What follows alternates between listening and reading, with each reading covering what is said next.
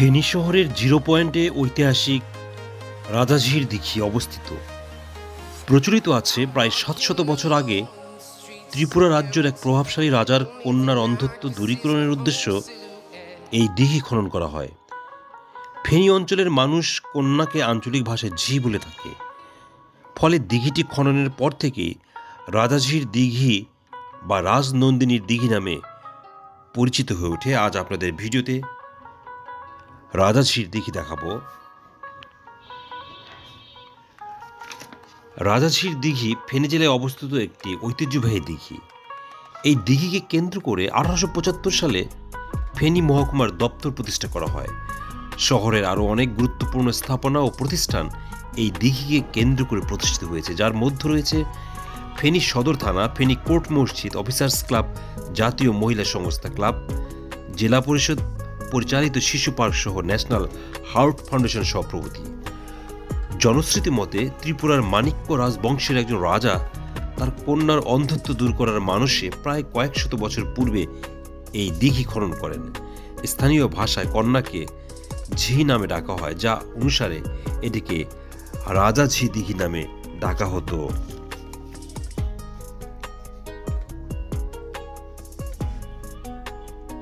ফেনী অঞ্চলের মানুষ কন্যাকে আঞ্চলিক ভাষায় ঝি বলে থাকে। ফলে দিঘিটি খননের পর থেকে রাজাঝির দিঘি বা রাজনন্দিনীর দিঘি নামে এটি পরিচিত হয়।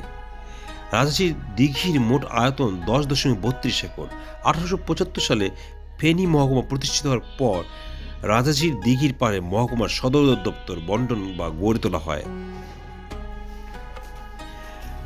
ঢাকা থেকে চট্টগ্রামগামী যে কোনো পরিবহনের বাসে ফেনীর মহিপাল যাওয়া যায়।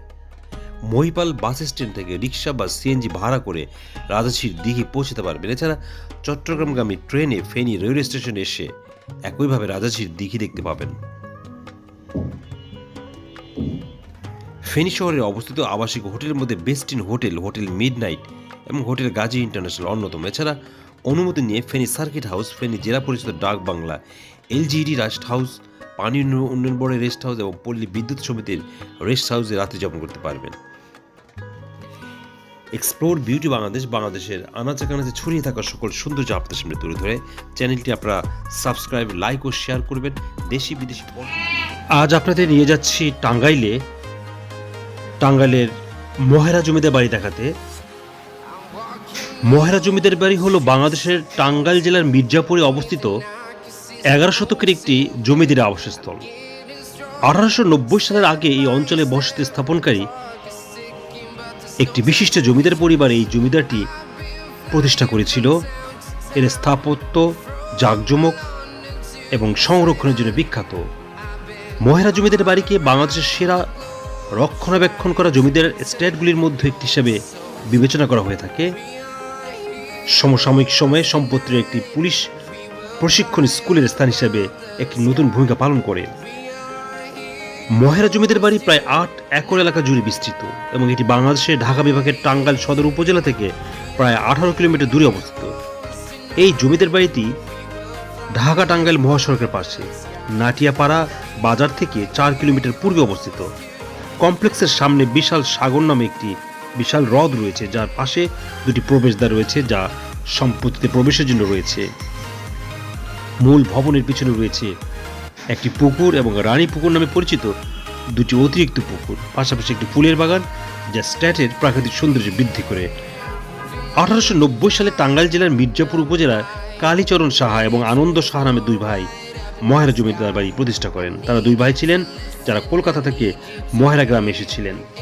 মূলত কলকাতা থেকে তারা মহেরা গ্রামে চলে আসেন এবং বিশিষ্ট জমিদার হয়ে ওঠেন। বর্তমান বাংলাদেশের বিভিন্ন অংশে জমিদারি পরিচালনার পাশাপাশি সাহা ভাইয়েরা ব্যবসা বাণিজ্য নিযুক্ত হয়েছিলেন, বিশেষ করে পাট এবং লবণের ক্ষেত্রে। বাংলাদেশের যুদ্ধের সময় তাদের বেশিরভাগই ভারতে চলে যান। খুব অল্প সংখ্যক লোক টাঙ্গাইলে তখন বসবাস করত। স্থানীয় বিবরণ থেকে জানা যায় যে তাদের জমিদারি আনুষ্ঠানিকভাবে প্রতিষ্ঠিত হওয়ার আগেই এস্টেট ভবন নির্মাণ শুরু হয়েছিল। পরিবারটি এলাকার জনকল্যাণ ও সামাজিক উন্নয়নে জড়িত থাকার জন্য পরিচিত ছিল। 1971 সালে বাংলাদেশ স্বাধীনতা যুদ্ধের সময় পাকিস্তান সেনাবাহিনী এই জমিদারে আক্রমণ করেন, যার ফলে জমিদার পরিবারের একজন মহিলা সদস্য সহ 5 জন নিহত হয়। পরে জমিদার পরিবার লোহজং নদীতে নৌকা করে দেশ ত্যাগ করে এখানে মুক্তিবাহিনী ক্যাম্প স্থাপন করে। 1982 সালে এই জমিদার বাড়িতে পুলিশ প্রশিক্ষণ স্কুল হিসেবে প্রতিষ্ঠার উদ্যোগ নেওয়া হয়। 1990 সালে পুলিশ প্রশিক্ষণ স্কুলটিকে পুলিশ প্রশিক্ষণ কেন্দ্র হিসেবে উন্নীত করা হয়। এখানে রয়েছে একটি গোলাপি ভবন। এই গোলাপি ভবনের স্তম্ভগুলি রোমানেস স্থাপত্য স্টাইলে নির্মিত। ভবনের ভেতরে একটি ঢেউ তোলা ছাদ রয়েছে। দ্বিতল ভবনের সামনে একটি বাগান ও সবুজ মাঠ রয়েছে। বাইজেস্টার স্থাপত্য শৈলীতে নির্মিত মহারাজ লজ ভবনের সামনে 6টি স্তম্ভ রয়েছে। গোলাপি মহারাজা লজের সামনে একটি বাঁকা রেলিং এবং একটি ঝুলন্ত বারান্দা রয়েছে, যা ভবনের সৌন্দর্য বৃদ্ধি করে।